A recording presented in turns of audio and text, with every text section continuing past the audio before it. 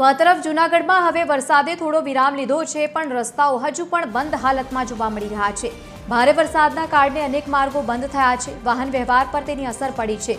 કેશોદ તાલુકાના જોનપુર ગામથી બામણાસા તરફ જવાનો એ રસ્તો અત્યારે બંધ જોવા મળી રહ્યો છે। રસ્તા પર 1 ફૂટથી વધુનું પાણી વહેતું હોવાના કારણે અવરજવર હજુ પણ બંધ છે।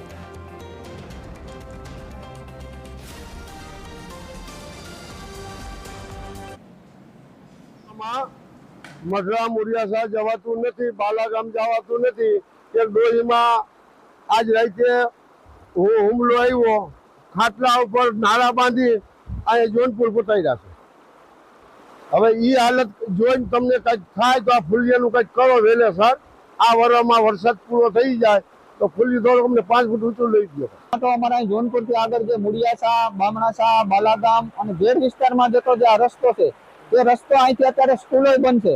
કોઈને બીમાર થાય તો અવર જવર માટે પણ જવાય એમ નથી। અને કોઈ અત્યારે આ ઘેરનું નાખે તો આ રસ્તો અત્યારે હાવ બ્લોક થયેલ છે। દર વર્ષે આ જ પરિસ્થિતિ હોય છે। જેટલી વખત ઉપરવાસમાં દાખલા કે મેંદરડા કે વંથલી વિસ્તારમાં આજ વખતે 10 થી 12 મધવંતી અને સાબરી નદીના પાણી અમારા આ વિસ્તારમાંથી જ નીકળે છે।